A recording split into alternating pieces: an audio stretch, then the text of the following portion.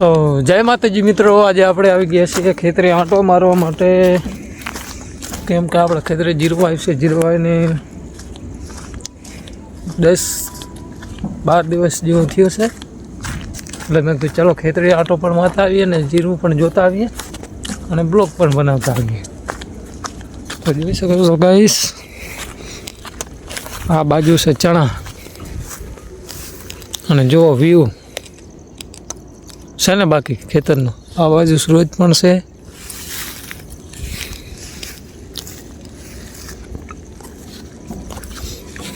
આ બાજુ ચણા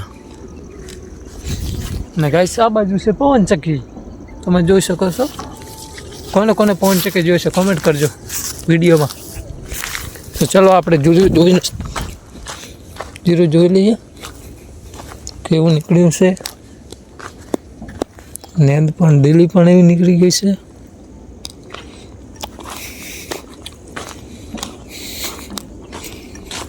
તો ગાઈસ આ છે આપણા ખેતરનું જીરું, જોઈ લો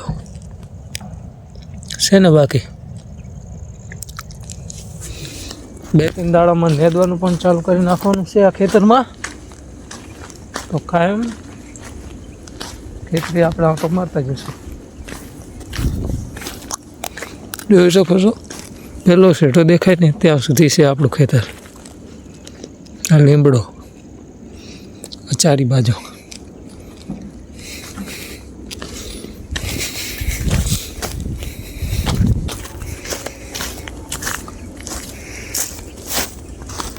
જો જીરું પણ સારું છે ને નેદ પણ એવું નીકળ્યું છે ને કે વાત ના કરો. આ નાશ કે અમારે બા ચા લેવા છે, એમનું થોડુંક મગજ ઓલું હે. શું કરેલા હે? જો એમની ચાર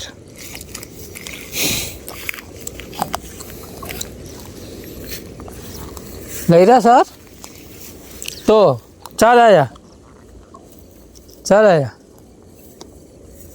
શું હે ખેતરમાં? જીરું હે તો શું હે? ખાધું ચમ ખાઈ ના આયા?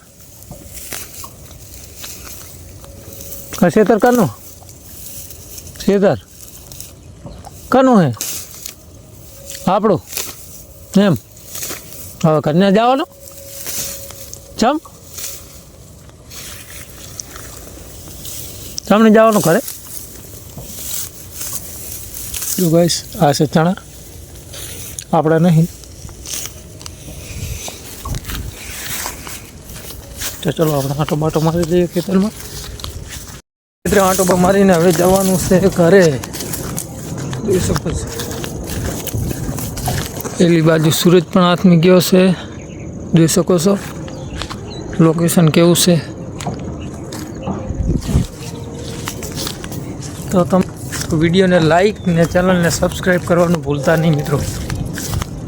તમે જોઈ શકો છો આ છે પવન ચક્કી કેવડી બધી. હમણાં જ આ પવન ચક્કી ઉપર વીજળી પડી હતી ગઈશ, તો આનો પાંખ્યો હમણાં જ રિપેરિંગ કર્યો.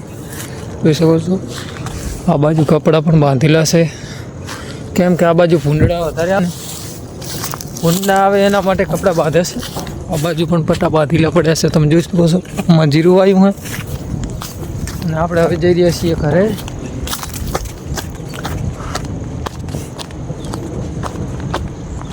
તો અમારો બ્લોગ ગમે ને તો કોમેન્ટ પણ કરી દેજો વિડીયોમાં. તો આવા નવા બ્લોગ તમને જોવા મળતા રહેશે. ઓકે, જોઈ શકો છો આ છે પવન ચક્કીને આ પડી છે આપણી રાણી.